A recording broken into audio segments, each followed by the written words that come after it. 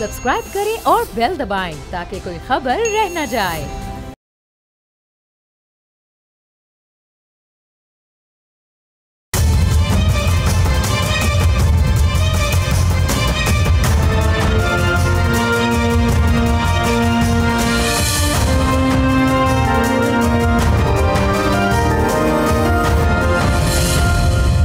अस्सलाम वालेकुम, आप देख रहे हैं बोल्ड रिपोर्ट्स और मैं हूं बतूल राजपूत। एक लंबे अरसे के बाद पाकिस्तान डिप्लोमेटिक फ्रंट पर एक मजबूत पोजीशन पर स्टैंड कर रहा है। कई सालों के बाद पाकिस्तान अपनी रियल स्ट्रेंथ प्रोजेक्ट कर रहा है। मई में जंगी महाज पर पाकिस्तान ने भारत को शिकस्त दी, इनके राफेल तैयारे गिराए, इनका S-400 दिफाई सिस्टम तबाह किया और इसके बाद से पाकिस्तान की कामयाबियों का सिलसिला जारी है।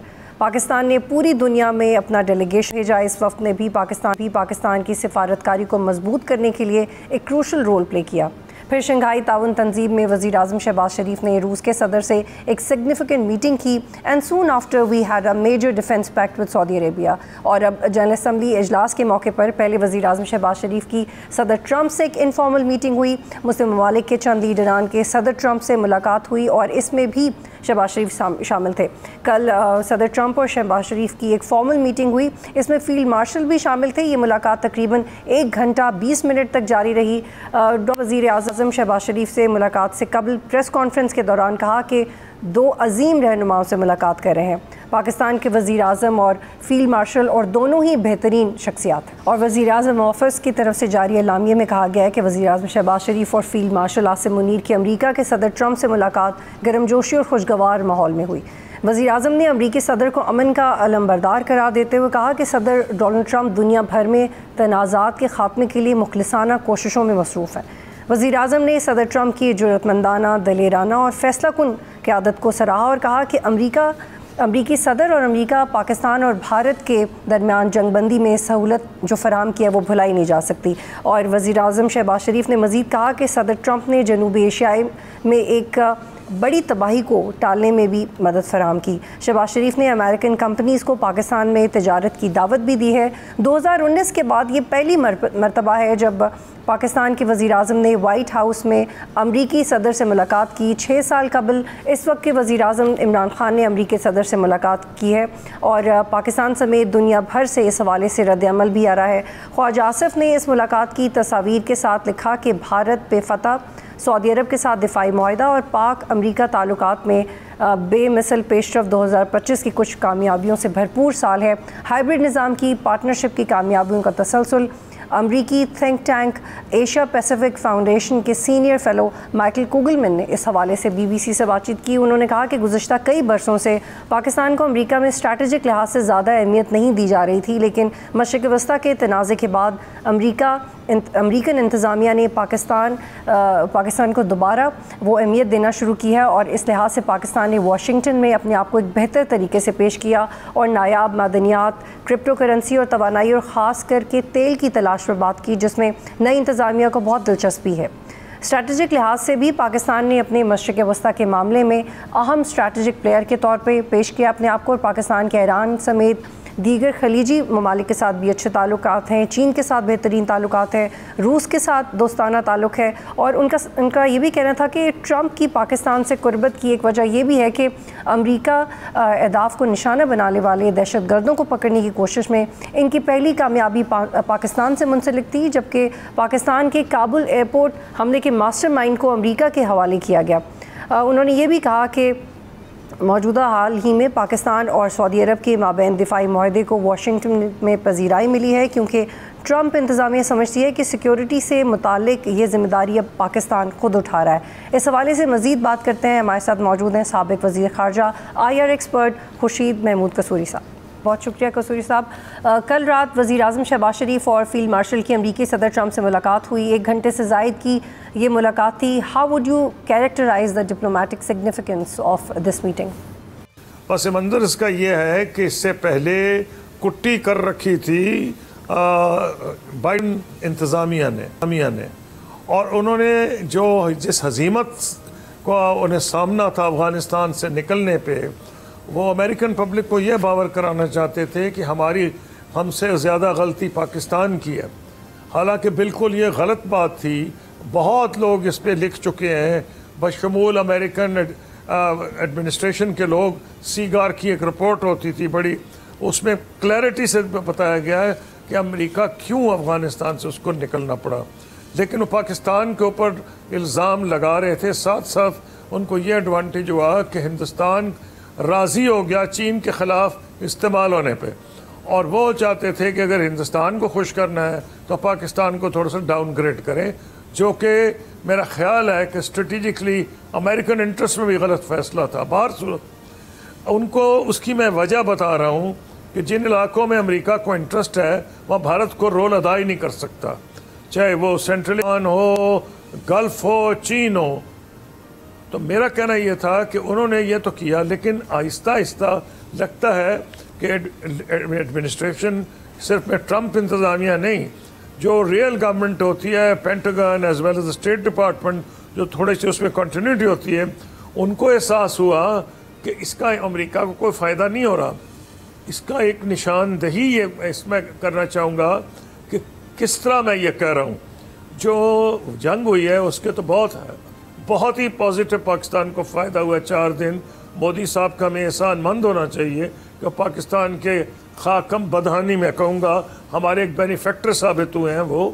लेकिन जो उन्होंने तबाही मचा दी, इंडिया की जो इमेज बनी थी उसको शैटर करवा दिया। लेकिन जो ये बैकग्राउंड है वो ये है कि उन्होंने जो पहली स्पीच में ही कह दिया इनाग्रल, यानी कि जनवरी 20 को, जो हालांकि जंग हुई है मई में, उन्होंने पहले पाकिस्तान की तारीफ़ कर दी और उन्होंने कहा कि, और ये रिटन स्पीच थी, ये स्पीचेस वो होती हैं, आई कैन टेल यू कि ये जो स्टेट डिपार्टमेंट या पाकिस्तान फॉरेन ऑफिस कुछ ये तैयारी की जाती है। ये नहीं होता कि आप जो मर्ज़ी आए, यूएन की स्पीच जो कह रहे थे, टेलीप्रॉम्प्टर भी नहीं, कुछ भी नहीं, जो मर्ज़ी वो आ रहे कह रहे। इट वॉज अ स्पीच जो उन्होंने पढ़ी है, सारी एडमिनिस्ट्रेशन में इन्वॉल्व थी। पाकिस्तान की तारीफ़ करना कि जनाब हमारे तो इन्होंने बड़ी मदद की, फलाना फलाना दहशतगर्द जिसने 17 या 14 अमेरिकन मार दिए और 150 अफगान काबुल एयरपोर्ट पे जब वो फ़ौजें निकल रही थी, तो उसको बड़ी तारीफ़ की पाकिस्तान की। कुछ दिन के बाद जब हिंदुस्तान हमारे ख़िलाफ़ बातें किए जा रहा था, तो उस वक्त बहुत स्ट्रॉन्ग बयान आया सेंटकॉम के चीफ का हमारे हक़ में कि नहीं तो बड़े हमारे लिए बहुत पॉजिटिव, हमारी इनके साथ काउंटर टेररिज्म पे बात होती है, बहुत बड़ा काउंटर टेररिज्म हमारा पार्टनर है। तो एक इंडिकेशन थी। लेकिन जो 4 दिन की जंग हुई है वो तो मैंने उसी वक्त बहुत से BCA चैनल्स पे कहा था, एक बाकायदा आर्टिकल लिखा था इन रिकॉर्ड, ताकि वो रिकॉर्ड पे आ जाए कि ये जो जंग है ये ख़ित्ते की जियो स्ट्रेटेजिक सूरत हाल को तब्दील करके रख देगी। और एन वही चीज़ हुई है, क्योंकि ये जो 20 साल से ट्रंप कसूरी साहब, अमेरिकन एडमिनिस्ट्रेशन, एक और सवाल ले लीजिएगा, उसके बाद ज़्यादातर 12-14 साल से बोल रहे हैं कि क्या पाकिस्तान मिडल ईस्ट डिप्लोमेसी में भी अपना मिडल ईस्ट डिप्लोमेसी में भी पाकिस्तान अपना किरदार मज़ीद देखेगा, जैसे अमेरिका को रियलाइज़ हुआ कि साउथ एशिया में या जो नेबरिंग कंट्रीज़ हैं, इलाके हैं, उसमें वो पाकिस्तान को नज़रअंदाज नहीं कर सकते। क्या इसी तरह मिडल ईस्ट के हवाले से भी पाकिस्तान को परसीव करेगा अमेरिका? यही चीज़ अमेरिका देखेगा जो मैं कहने की कोशिश कर रहा था। एक तो खैर वो 4 डे वॉर ने बहुत में बाद में आऊँगा उसके ऊपर, हिंदुस्तान को नुकसान पहुँचाया और पाकिस्तान को फ़ायदा डिप्लोमेटिकली। मैं आपको जो कहने की कोशिश कर रहा हूँ कि अमेरिका को अंदाज़ा हो गया, गल्फ़ हो या सेंट्रल एशिया हो या अफ़गानिस्तान हो, क्योंकि आज से बहुत पहले एक किताब लिखी गई थी जब हमारे हालात बड़े ख़राब थे, और वो थी डेनियल मार्की की किताब नो एग्ज़िट।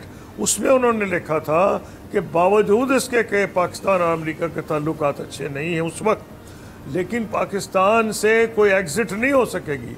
क्यों? कि उन्होंने कहा जो भी अमेरिकन गवर्नमेंट एडमिनिस्ट्रेशन के मकासद हैं, मफादात हैं कि इस वो क्या, एक ईरान है, एक अफ़गानिस्तान है, एक चीन है, एक गल्फ़ है, एक न्यूक्लियर प्रोग्राम है और एक बड़ी सी हुई आबादियाँ जो हैं, उनमें कहा हर चीज़ में पाकिस्तान एक कलीदी रोल है।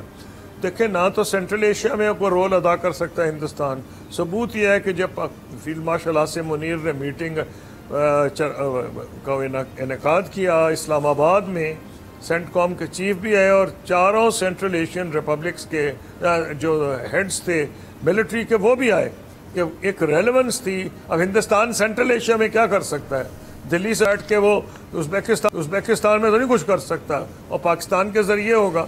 फिर ईरान से जो मुझे अपने तजुर्बे में पता है कि ईरान हमें मैसेजेस देता था, अमेरिका मुझे डायरेक्टली देते थे जब मैं फॉरेन मिनिस्टर था, कि हम पे एतबार करते थे, आपस में उनकी दुश्मनी थी। तो वो रोल भी ट्रंप चाहते थे कि पाकिस्तान अदा करे। इसीलिए मैं क्लियर था जब वहाँ मीटिंग हुई है, lunch meeting at the white house, तो मुझसे मीडिया वालों ने पूछा, मैंने बिला झिझक कहा कि ईरान इम्पॉर्टेंट उसमें इशू होगा, क्योंकि वो चाहेंगे कि पाकिस्तान कोई पीछे रह के रोल अदा करे। तो वो भी हमारा ही रोल है, वो इंडिया तो कुछ भी नहीं कर सकता। इंडिया ने तो इजराइल जो जारे रहा है, जिसने ह्यूमन राइट्स वायलेशंस की हैं, जेनोसाइड की है, उसको सपोर्ट करता रहा है, ईरान पे हमले को भी सपोर्ट करता रहा है। तो हर चीज़ में, गल्फ़ में आपने देखा कि जिन ममालिक को इजराइल से ख़तरा है, हिंदुस्तान तो उनका दोस्त है। तो इसलिए अगर एक मुल्क पे उनको एतबार है, अमेरिकन गारंटीज़ में एक उनको जो एतमाद था उसको ठेस लगी है बुरी तरह से, ख़ास तौर पर जो कतर पे हमला हो गया इसराइल का। ट्रंप ने अफ़गानिस्तान में बगराम एयरबेस वापस लेने की बात की है, और अमेरिका का दोबारा से इंटरेस्ट डेवलप होना उन एयरबेसिस पे जो पहले उनके पास थी, लेकिन अफ़गानिस्तान बिल्कुल इसमें इंटरेस्टेड नज़र नहीं आ रहा, बल्कि एक बड़ा सख्त बयान दिया है कि एक ज़मीन का एक टुकड़ा भी नहीं देंगे। तो फिर इससे अमेरिकन इंटरेस्ट अगर डैमेज होगा तो क्या एक रद्द-ए-अमल देख सकते हैं, या किसी और तरीके से अमेरिका अपनी फोर्सेस डिप्लॉय करेगा? नहीं, मैं अभी क्लियर नहीं हूँ। इस किस्म की चीज़ें जो होती हैं बहुत सी कही जाती हैं। जो एक पहला बयान आया था, उसके बाद उन्होंने जो उनके स्पोक्समैन है उनका जी नहीं इलाका वेलाका हम कुछ नहीं देंगे वगैरह वगैरह, लेकिन साथ उन्होंने ये कह दिया कि हम बातचीत के लिए तैयार हैं। अब भाई बातचीत के लिए क्या तैयार है, उसकी वजूहत हैं। अमेरिका इनको दो चीज़ें दे सकता है जो कोई और नहीं दे सकता। एक तो $7 अरब जो अफगान के हैं, जो अमेरिका ने इस वक्त फ्रीज कर लिए हैं। नंबर 2, ये चाहते हैं कि इनको रिकग्नाइज़ किया जाए। अमेरिका सिर्फ खुद नहीं रिकग्नाइज़, अगर चाहे कर सकता है। अभी तक से रूस ने किया है, वो तो यूनाइटेड नेशंस में जो है उसमें रोल अदा कर सकता है कि यूएन में जो रिप्रेजेंटेशन है वो तालिबान को मिले, जो अभी तक नहीं मिली। तो अमेरिका कुछ दे सकता है, और इसीलिए प्रेसिडेंट ट्रंप ने एक वक्त कहा था we have some things to give. वो देने को यही चीज़ें हैं ना, तो इन रिटर्न वो कुछ मांग रहे हैं। अब क्या बेस तो उनको को हैंड ओवर नहीं होगा। हाँ, एक चीज़ हो सकती है, देखना ये पड़ेगा कि क्या एक छोटा कंटिंजेंट अमेरिकन ट्रुप्स का बगराम में बेस हो सकता है। वो इलाके के मुल्कों को बहुत उससे तशवीश होगी, और उसमें वो समझेंगे कि, और उसमें अफ़गानिस्तान को भी एक नुकसान होगा कि इलाके ममालिक जितने हैं बशमूल चीन, वो अफ़गानिस्तान पे ये समझेंगे कि हमारे ख़िलाफ़ महाज बना रहा है। इसलिए मेरा नहीं ख्याल है कि ये जो ख़बरें आ रही हैं वो बेस की तो कम आ रही हैं। प्रेसिडेंट ट्रंप जो चाहे मांग लें, वो बादशाह आदमी हैं, जो चाहे करें, लेकिन जो ख़बरें आ रही हैं, मैंने देखा है वॉल स्ट्रीट जर्नल में भी, वाशिंगटन पोस्ट में भी, वही आ रही हैं कि एक छोटा कंटिंजेंट जो है, और कंटिंजेंट 50 का 200 250 ये कोई नहीं बता रहा, लेकिन वो अगर आएगा तो तमाम टेक्निकल आलात के साथ आएगा, ताकि इस इलाके में वो स्पाइंग कर सके। और वो जो इलाके के मुल्क हैं, ख़ास तौर पर चीन, और चीन को इसलिए ख़ास तौर पर इस पे वो नाराज़ होगा। हालांकि अब तो वो लॉक नोर फील्ड को यूज़ नहीं करता इसके लिए, न्यूक्लियर वेपन्स टेस्टिंग के लिए, जो कि वो करता था पहले, लेकिन यहाँ काफ़ी मिलिट्री एक्टिविटी उसके इलाके में वो कर रहा है आजकल। बहुत शुक्रिया कसूरी साहब प्रोग्राम में ज्वाइन करे थे, और ये एक बहुत अहम सवाल है जो हमने अपने दीगर मेहमानों से भी पूछा। आई होप कि कोई ऑफिशियल रिएक्शन इसके ऊपर आएगा, क्योंकि आमतौर पे पाकिस्तान में ये सेंसिटिविटी बहुत बढ़ चुकी है कि आप जंग के मौके पे या डिप्लोमेसी के मौके पे एज़ मीडिया क्या किरदार अदा कर रहे हैं, और पाकिस्तान को इसकी ज़रूरत भी है। ऐसे मौक़ों पे ऐसे लोगों का साथ होना जिनका माजी में पाकिस्तान के नेशनल इंटरेस्ट्स के ही ख़िलाफ़ बातें किए जाने का सबूत मिलना, और फिर उनका ऑफिशियल विज़िट में होना, ये तमाम चीज़ें क्लियर होना बहुत ज़रूरी है। एक ब्रेक लेते हैं, फिर वापस आते हैं।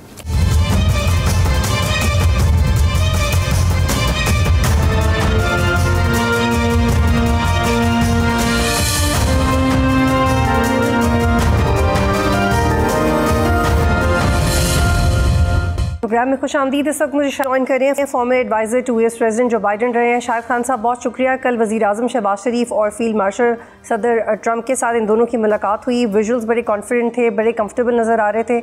आप कैसे इंटरप्रेट कर रहे हैं इस मुलाकात को?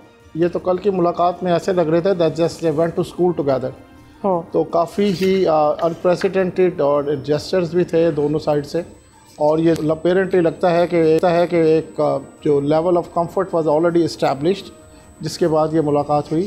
तो मेरा तो ख्याल है ये पाकिस्तान के लिए एक बहुत ही सिग्निफिकेंट एक अचीवमेंट है, और जो एक स्पॉट पाकिस्तान के लिए क्रिएट हो गया, जो स्लॉट एक क्रिएट हो गया, it's never going to go back. अब इसमें है Pakistan has to understand how to ride the Tide.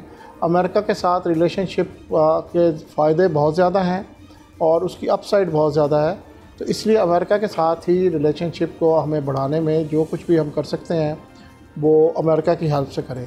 Shahid Khan साहब, आपने ये कहा है कि देख लिए जी, आपने कहा है कि पाकिस्तान को एक स्लॉट और स्पेस हासिल होगी। लार्जर स्ट्रैटेजिक आउटलुक में पाकिस्तान कहाँ पे स्टैंड करेगा? सबसे पहले तो पाकिस्तान ने जो अपनी एक स्ट्रेंथ और जो रिफ्लेक्ट हुई है पाकिस्तान के बिहेवियर में, that was the 4-5 days war which happened in this reason.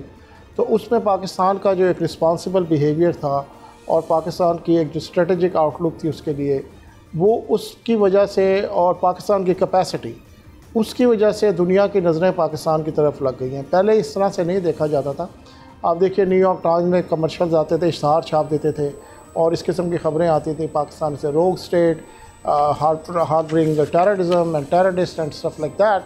वो परसेप्शन एकदम चेंज हुई है। वो एक परसेप्शन जो वो चेंज हुई है उसकी वजह से जो स्लॉट क्रिएट हुआ है, जो एक स्पेस पाकिस्तान के लिए क्रिएट हुई है, वो एक परमानेंट स्पेस है। अब all data points will be towards what happened in the recent past, और उसकी वजह से फिर वो जो एक वहाँ पर मुलाकात भी हुई और पाकिस्तान ने एक और रिस्पॉन्सिबल बिहेवियर पूरी दुनिया को, कि इंटरनेशनल स्टेक होल्डर्स के कहने पर पाकिस्तान ने इंडिया को उस तरह से रिटेलिएट नहीं किया कि वो कर सकते थे।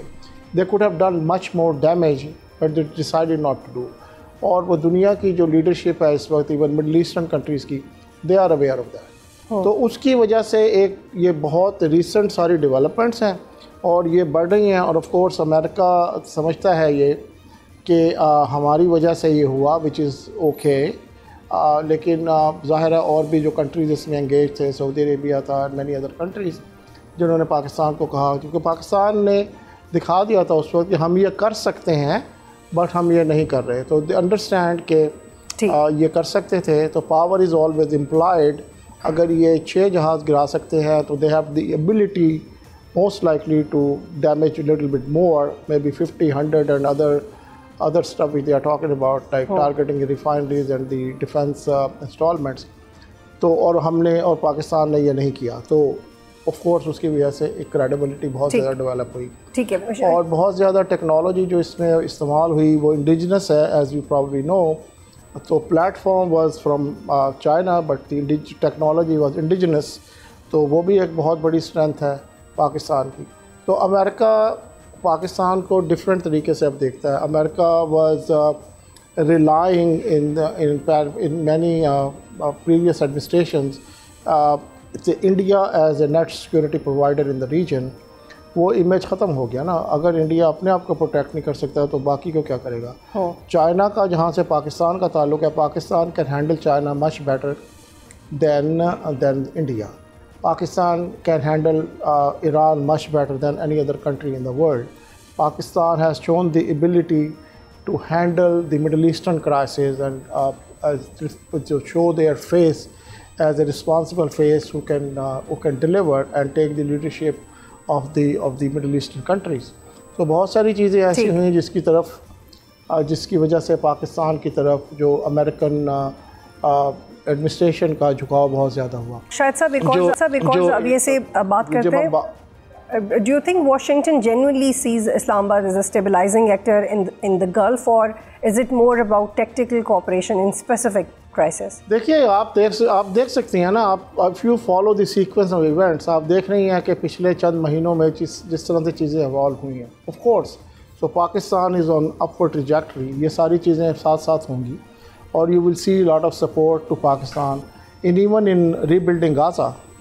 अब गाज़ा ने रीबिल्ड होना है, पैलेस्टाइन की एक स्टेट को बहुत सारे कंट्रीज़ ने रिकगनाइज़ कर लिया है, तो उसकी रीबिल्डिंग के लिए Pakistan has the capacity, Pakistan has the institutions जो already working in Middle eastern countries and many other part of the world, जो रिकन्स्ट्रक्शन में वहाँ पे काम करते हैं और very qualified and competent leadership. तो मुझे लगता है कि उसमें भी पाकिस्तान का एक रोल डेवलप होगा। और दूसरी जो कन्वर्जन ऑफ इंटरेस्ट अमेरिका के साथ जो इसके अलावा है, वो पाकिस्तान के नेचुरल रिसोर्सेज हैं। The future of the world is partly in Pakistan. ये जो रेयर अर्थ की हम बात करते हैं, जो हम बात करते हैं mines and minerals and copper and lithium which is future of the world, तो वो पाकिस्तान में अवेलेबल है। और वो अमेरिकन ने क्योंकि सर्वेज ये किए हैं व्हेन दे वर इन अफ़गानिस्तान, तो वो ही जो माइंस एंड मिनरल्स की जो लाइन है पूरी की पूरी, उसमें of course is one side is Afghanistan. ठीक है शाहिद खान, एक आखिरी सवाल आपसे ये है कि ये बताइएगा, चूँकि आपने अमेरिकन के साथ बहुत क्लोजली काम किया हुआ है और आप बहुत सारे फैक्टर्स को ज़्यादा समझते हैं, ये भी रिपोर्ट्स हैं कि अमेरिका ने दोबारा क्लेम किया है कुछ बेसेस अफगानिस्तान में और टीटीए बिल्कुल इंटरेस्टेड नहीं है ऐसा करने में, तो क्या अमेरिकन डिप्लॉय हो सकते हैं अफगानिस्तान में दोबारा? Anything you see like that? अगर अफ़गानिस्तान अगर जो बलग्राम बेस की जो बात कर रहे हैं अफ़गानिस्तान, तो उसकी प्रोटेक्शन के लिए तो ऑफ कोर्स वो उस एरिया में तो होंगे। अगर विद दैट हैपन्स तो उसकी आप दूसरी बात ये समझने की कोशिश करें कि इसमें लगता ऐसे है कि अमेरिका ने पाकिस्तान से एयर बेसिस मांगे होंगे और पाकिस्तान ने उसके लिए इनकार किया होगा और उसकी वजह से वो अफ़गानिस्तान वाला एयर बेस इस्तेमाल करना चाह रहे हैं। It looks like that way. और पाकिस्तान ने रिसेंट पास्ट में ये भी किया, अभी आपने भी देखा होगा पाकिस्तान ने एक क्लियर पोजीशन थी ईरान पर और क्लियर पोजीशन पैलेस्टाइन पर, तो पाकिस्तान फॉलो दैट। पाकिस्तान ने अमेरिका को अपनी एयर स्पेस नहीं दी जिससे वो अमेरिकन और ईरान पे जो उनका जो अटैक था उसकी नहीं दी। पाकिस्तान का पैलेस्टाइन पे एक पोजीशन मज़ीद स्ट्रेंथन हुई है। और of course it looks like कि जब पिछली मीटिंग हुई थी ट्रंप के साथ आर्मी चीफ की, तो उसमें 2 घंटे की मीटिंग में ये सारी चीज़ें डिस्कस हुई होंगी और Pakistan took a position and very firm position. American system में ये चीज़ें बहुत ज़्यादा अप्रिशिएट होती हैं। ठीक है, बहुत शुक्रिया शाहिद खान साहब प्रोग्राम में ज्वाइन कर रहे थे। यहाँ पे एक ब्रेक लेते हैं, फिर वापस आएंगे।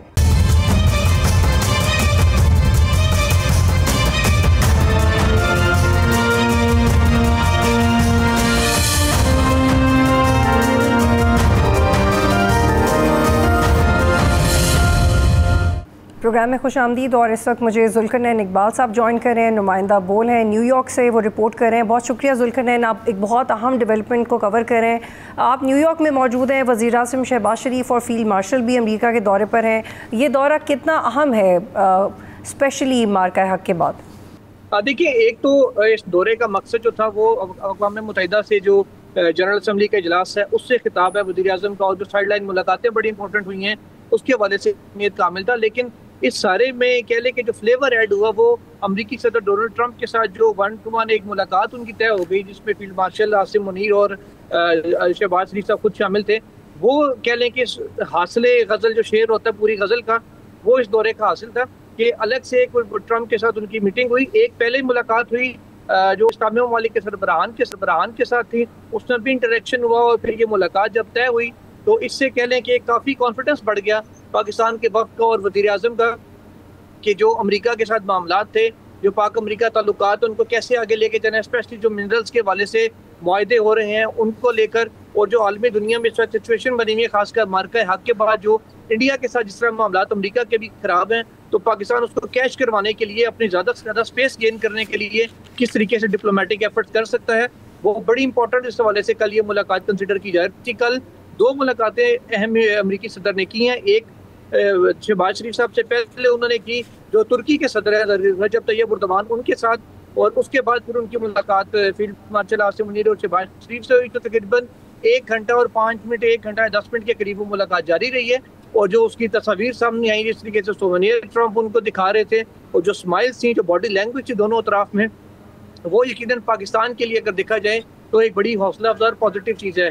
और अभी बतूल आपसे कुछ ही देर के बाद वज़ीर-ए-आज़म शहबाज शरीफ अपना अहम तरीन खिताब भी करेंगे जो जनरल असम्बली है कौम मुत्तहिदा की उससे, जिसमें जो अभी तक हमारी गुफ्तगू कुछ जिम्मेदारान के साथ हुई है वो बता रहे हैं कि मसला कश्मीर और मसला फ़लस्तीन के ऊपर न सिर्फ रोशनी डालेंगे, पाकिस्तान का मौक़िफ़ पेश करेंगे, बल्कि जो क्लाइमेट चेंज के असरात हुए, जो हालिया सैलाब को आया है, फिर इससे पहले 2022 का जो सैलाब था, तवातर से जो क्लाइमेट चेंज का शिकार पाकिस्तान हो रहा है, खाली 10% टोटल कार्बन एमिशन पूरी दुनिया की अगर एशिया सब कॉन्टिनेंट से देखी जाए तो, लेकिन रिजल्ट सबसे ज़्यादा जो डिजास्टर सबसे ज़्यादा वहीं पे आ रहे हैं।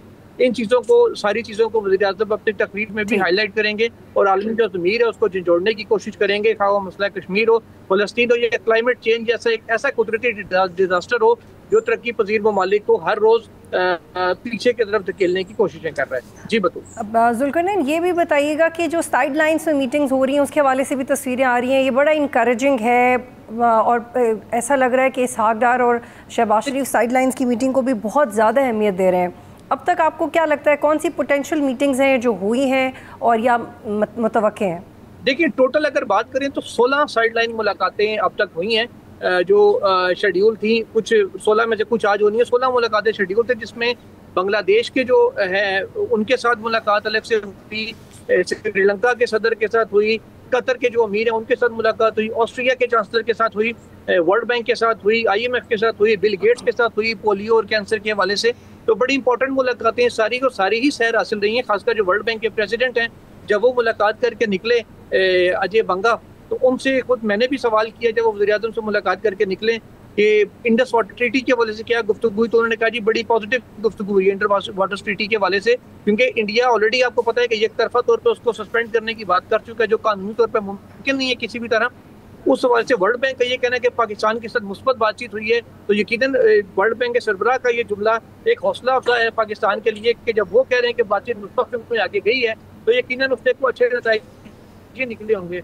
इसी तरीके से जो IMF के जो नुमाइंदे हैं उनसे जो मुलाकात है उस पर डेफिनेटली जो सैलाब इस वक्त आया है उसके सूरत हाल क्या है, जो मौसमी चैलेंजेस हैं उनमें यकीनन जब इस लेवल पे प्राइम मिनिस्टर लेवल पे और सरबराह लेवल पे मुलाकात होती है उसमें बहुत से रिलैक्सेशन की भी बात की जाती है, और रिलैक्सेशन तो मुमकिन वहाँ पे उस लेवल पे इनकार नहीं होता। स्टाफ लेवल पे भले वो कुछ चीज़ें करते रहे पहले, लेकिन जब उस लेवल से आ जाता है कि ठीक है मामला वाकई नेचुरल डिजास्टर है, इसको रिलैक्स करें, तो काफ़ी रिलीफ का भी इम्कान मुझे लगता है कि IMF की जानिब से दिया जाएगा। और जो दो तरफा ताल्लुकात के लिए खासकर अमीर कतर को देख लें, आजकल जो एक इशू चल रहा है मशरिक़ वुस्ता का, उस हवाले से अमीर कतर के साथ जो मुलाकात है वो भी बड़ी अहमियत की हामिल है। इसके अलावा जो इसहाक डार है नायब वज़ीर आज़म, उन्होंने खारजा का जो महाज है वो संभाल रखा है, और अपने जो ऑलमोस्ट जितने काउंटर पार्ट्स उनके इंपॉर्टेंट ममालिक के हैं जो खासकर पाकिस्तान से रिलेटेड हैं उन सब के साथ उनकी बायलैटरल मीटिंग हो चुकी हैं। और वो से ठीक है जुल्करनैन, दो हम सवाल हैं आपसे। एक ये बताइएगा कि आमतौर पे हमने देखा है इंटरनेशनल इवेंट्स पे भारत को एक प्रोमिनेंस हासिल होती है, लेकिन यहाँ पे तो भारत नज़र ही नहीं आ रहा। देखिए, भारत की जानिब से अपनी कोशिशें तो उनकी तरफ से भी की जा रही हैं, लेकिन आज अभी तक नरेंद्र मोदी को जो खिताब है उसका भी मौका नहीं मिला। आज भी उनकी जानिब से खिताब नहीं होगा, जो शेड्यूल आए उसमें उनका जिक्र नहीं है। गालिबन कल या परसों अपना जो खिताब है वो करेंगे। जो इंडियन डेलीगेशन है, इवन कि इंडियन मीडिया जो है वो भी हमने यहाँ पर देखा, इंडियन सहाफ़ियों से भी बात की, वो इतने लाइमलाइट में इतने प्रोमिनेंट नहीं है पूरी दुनिया में। उनको वो इम्पोर्टेंस नहीं दी जा रही जो इस वक्त पाकिस्तान को दी जा रही है। इतने इजलास हो रहे हैं, पाकिस्तान के DC health doctor Ayesha Isani भी एक इजलास के अंदर मौजूद थी, उन्होंने भी वहाँ अहम खिताब किया। तारिक फातमी साहब अलग से मुलाकातें और इजलास कर रहे हैं, इसहाक डार साहब अलग कर रहे हैं, वज़ीर-ए-आज़म शहबाज शरीफ की अलग हो रही है। जो बाकी वक्त उनका आया है वो अपने मिनिस्ट्रियल लेवल पे अपनी अपनी जगह। बिल्कुल जुल्करनैन, वक्त के हवाले से ही आपसे एक सवाल करना है। कल से जुल्करनैन सोशल मीडिया पे एक इशू डिस्कस हो रहा है, और एक बरतानिया से खातून है डॉक्टर शमा जुनेजो, जिनको गालिबन तमगा इम्तियाज़ भी मिला हुआ है, उनके बारे में बड़ी तनकीद हो रही है कि वो इस वक्त का हिस्सा क्यों है, क्योंकि उनके कुछ ऐसे क्लिप्स हैं, तस्वीर हैं, ट्वीट्स हैं, जिससे ये पता लग, ये इस्टेब्लिश होता है कि वो इसराइल की एडवोकेसी करती रही हैं। वो वक्त का हिस्सा क्यों है, किस हैसियत से हैं, क्योंकि जो उन्होंने खुद ट्वीट्स की वो बाद में डिलीट हो गई। तो ये चल क्या रहा है, आपके पास क्या खबर है, वो वहाँ क्यों हैं, क्या कर रही हैं, उनके पास क्या मुबैना तौर पर सीक्रेट फाइल्स हैं भी या नहीं, वो ट्वीट क्यों कर रही हैं, फिर डिलीट क्यों कर रही हैं? देखिए, मैंने उनका ट्वीट देखा था, शमा जुनेजो साहब के सीक्रेट फाइल्स के लिए मुझे वहाँ जाना पड़ा, ये बात यकीनन एक इससे सवाल तो उठते हैं कि एक वो प्राइवेट खातून है जिनका कोई ऐसा सरकारी ओहदा नहीं है, कोई ना वो एडवाइजर है ना वो कोई नुमाइंदा खातून है, उनका यूँ सीक्रेट फाइल का ट्वीट करना और बाद में उसको डिलीट कर देना जब तनकीद हो उसके बाद, ये कई सवालात को जन्म देता है। इस हवाले से जो हुकूमत पाकिस्तान को ऑफिशियली क्या मौक़िफ़ है, अब से कुछ ही देर बाद जब हम यहाँ पे UN के हेडक्वार्टर में पहुँचेंगे तो अता तारड़ साहब जो वज़ीर इत्तलात हैं उनसे यकीनन मौक़िफ़ लेंगे कि बतौर तर्जुमान हुकूमत पाकिस्तान वो इस मामले को कैसे देख रही है, वो उनका क्या कहना है कि वो किस कैपेसिटी में। बहुत शुक्रिया अब्दुल कन्नन इकबाल साहब, आप हमें ज्वाइन कर रहे थे। इस वक्त मुझे सदर नून लीग आज़ाद कश्मीर शाह गुलाम कादिर साहब ज्वाइन करें। कादिर साहब बहुत शुक्रिया ज्वाइन करने के लिए। जॉइंट एक्शन कमेटी ने 29 सितंबर को पूरा एहतजाज कॉल किया है, पूरा आज़ाद कश्मीर बंद नहीं का वो थ्रेट्स कर रहे हैं। तारिक फजल चौधरी और वफाकी वज़रा उनसे मुलाकातें भी, मुज़ाकरात कामयाब हुए या नहीं? नहीं, बहुत शुक्रिया आपका। नहीं, कामयाब नहीं हो सका, इसलिए कि जॉइंट अवामी एक्शन कमेटी की जो हरदर्मी थी, ऑलमोस्ट उनके 38 मुतालबात थे, 36 के करीब उनके मान लिए गए थे जो माली उमूर से ताल्लुक रखते थे। फाइनेंशियल इश्यूज जो थे वो तो रिजॉल्व कर दिए वफाकी वज़रा ने, लेकिन जब पॉलिटिकल बातों पे आए और कॉन्स्टिट्यूशनल मैटर्स पे आए उस पे वो बजिद थे कि रातों रात कॉन्स्टिट्यूशनल अमेंडमेंट की जाए, कॉन्स्टिट्यूशन को चेंज किया जाए, उसके हैयत तरकीबी जो है स्टेट की वो भी चेंज की जाए, उसके मेंबरान की तादाद कम है। इस किस्म की बातों पर जब आए तो फिर वो मुमकिन नहीं था कि कमरे में बैठ के वो कोई मुज़ाकरात कामयाब हो। लेकिन अगर वो फ्लेक्सिबिलिटी का मुजाहरा करेंगे और आपके लिए भी काबिल कबूल नहीं होंगे उनके मुतालबात और आज़ाद कश्मीर भी खुदा न खास्ता बंद कर देते हैं तो फिर क्या होगा? देखो ना, होगा तो वही, वो तो वक्त पे पता लगेगा, लेकिन मेरा नहीं ख्याल, पहले आवाम को ये गुमान था कि वो सिर्फ एक मुतालबे पे होंगे, छोटे मोटे मामलात हैं, लेकिन ना वो कोई रजिस्टर्ड तंजीम है, ना उसका एक ताजरों की तंजीम है। ताजरों को और नेशनलिस्ट एलिमेंट जो है वो मिल के उन्होंने ये बनाई है। तो हमने कहा कि जी पहले हुकूमत आज़ाद कश्मीर से तो वो मुज़ाकरात के लिए तैयार ही नहीं थे, तो तब जाके हमने जो वज़ीर आज़म पाकिस्तान ने एक पॉलिटिकल कमेटी बनाई हुई है आज़ाद कश्मीर के लिए, उसमें मैं भी हूँ, अमीर मुकाम साहब हैं। लेकिन जो उनका एक मुतालबा है कि मुहाजिरीन की नशिस्तें कम करें और जिसको आपने गैर आईनी भी करार दिया था, तो मुहाजिरीन की नशिस्तें even it doesn't sound reasonable, तो इस पे आप उन्हें कन्विंस क्यों नहीं कर सके कि वो अपने मुतालबात से पीछे हट जाएं इस मुतालबे से? नहीं, वो कन्विंस होने को तैयार जब आप एडमेंट हो कि नहीं हमने जो कहा है वही है, उसके अलावा कुछ नहीं हो सकता, तो तब जाके ये मसाइल पैदा होते हैं। ठीक है, गुलाम कादिर साहब ये बताइएगा कि आप जब लॉजिक पे बात की जाए जी एक सवाल ले लीजिए, इशू नहीं होता। आप अगर लॉजिक पे बात ना हो, जो देखे आज़ाद कश्मीर की एक हैसियत है, वो हैसियत आज़ाद कश्मीर की जो हैसियत है 1948 से जो एक पॉलिसी अपनाई गई थी कि ये पूरी रियासत की नुमाइंदा हुकूमत है, महाराजा हरि सिंह के मुतबादिल के तौर पर। बिल्कुल, इसीलिए मैं आपसे पूछ रही हूँ कि क्या आप उनके खिलाफ क्रैक डाउन करेंगे, क्योंकि आप ये कह रहे हैं कि उनको कुछ ऐसे फैक्टर्स सपोर्ट करें जिनके काम के साथ आप कन्विंस नहीं है। नहीं, ये तो गवर्नमेंट बता सकती है, लेकिन मैं तो सिर्फ आज़ाद कश्मीर गवर्नमेंट है, ये तो उन्होंने फैसला करना है। लेकिन मैंने तो जो मुझसे किसी ने पूछा तो मैंने राय दी थी कि अगर वो दुकानें बंद करते हैं तो कोई हर्ज की बात नहीं, उनका फंडामेंटल राइट है कि वो अपने एहतजाज करें। पुरअमन एहतजाज जो है उसको किसी सूरत जो है रोकना नहीं चाहिए और उनको करने देना चाहिए। बहुत शुक्रिया। शाह गुलाम कादिर साहब आज़ाद कश्मीर प्रोग्राम में ज्वाइन कर रहे थे, बहुत शुक्रिया गुलाम कादिर साहब। आज तक के लिए इतना ही, प्रोग्राम देखने का शुक्रिया, अल्लाह हाफ़िज़।